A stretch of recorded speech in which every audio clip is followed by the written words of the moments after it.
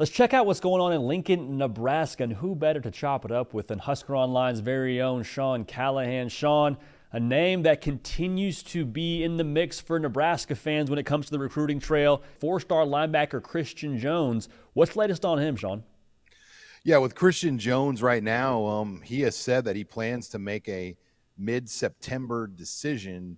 You know, Miami is another player, but obviously Oklahoma and Nebraska are the two out in front. He's official that both schools, Nebraska hopefully can get them in early. And I think one advantage the Huskers do have in September is they're home for 4 games in a row over the month of September. There's not a lot of teams in college football that can say that. We're on the flip side last year.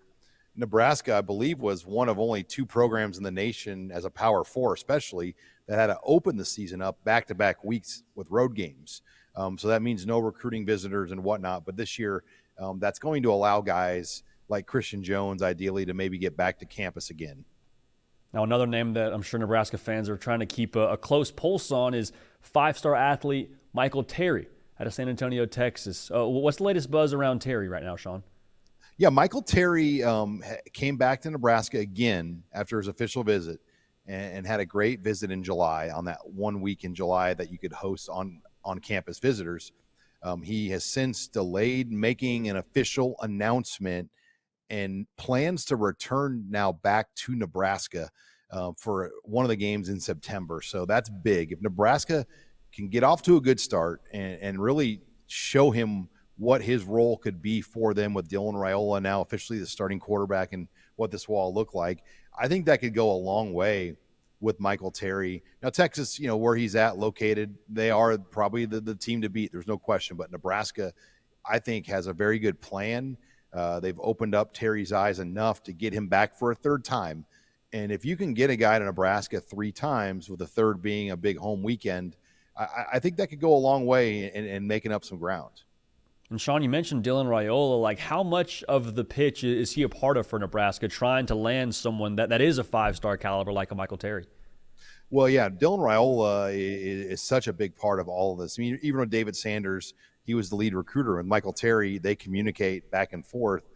To recruit a 5-star, it's nice to have a 5-star involved, and Nebraska has that with Rhule at the correct position as well, quarterback. And with Terry, the pitch they've made to him is, we are going to create a position for you. We're going to utilize you like a Deebo Samuel type guy, where you could possibly even be a running back, a receiver, all sorts of different ways they could utilize his body and his skill set as an athlete. And I know that really intrigued him moving forward. And they're actually doing something similar right now with Carter Nelson, who came in as a tight end, but they've essentially just created a receiver position for him where he'll split out and create matchup problems. So that's one thing about this offense now moving forward, especially with a quality quarterback like Rhule. They're going to have the ability to do a lot more things, and they'll be able to show it to recruits now on game days. Yeah, never a bad pitch for a playmaker to hear, hey, we're going to get you the football. Doesn't matter how. Like, you come here, you will see a lot of the rock. Probably a pretty foolproof pitch, at least, to make on Nebraska side of things for Michael Terry. But we mentioned Dylan Rhule. I want to ask another question about him. He just got announced as the starting quarterback for Nebraska, but his brother is a 2026 quarterback, Dayton Rola. Is there any buzz around him starting with Nebraska in terms of what he might be doing? Well, Dayton Rhule made his first start for Buford on Friday night. They played a huge game. They lost. There was a big weather delay in the middle of the game, lots of rain conditions. Was not really a day conducive for offensive football. So he did not light the world on fire going 5 of 10 passing, but it just wasn't really a game that you could throw in. The line had a lot of protection issues, it appeared, when you watched the tape of that game. But yeah, Dayton Rhule, there's no question, is on the radar. And he'll be up here, I'm sure, for a number of home games with the family. Atlanta to Lincoln, a very easy flight. So they'll get up here very quickly to Omaha on some directs. And especially early in the year, Nebraska plays 3 straight weeks at night. One of those is a Friday, but Colorado and Northern Iowa are night games. The opener is a 2:30 game. So I think you'll see Dayton Rhule and Lincoln quite a bit here over the month of September.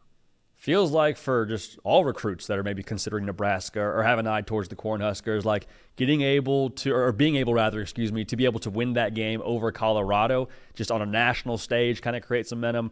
could mean good things in the recruiting show. Have to think there'd be some positive things that could potentially come from that. From Husker Online, the best in the business, Sean Callahan. Sean, thanks for stopping by the Inside Scoop. Anytime. Thank you, JD. Well, you've made it to the end of today's video, but there's hundreds more videos on the On3 Recruits channel for you to check out. And also, while you're here, hit subscribe.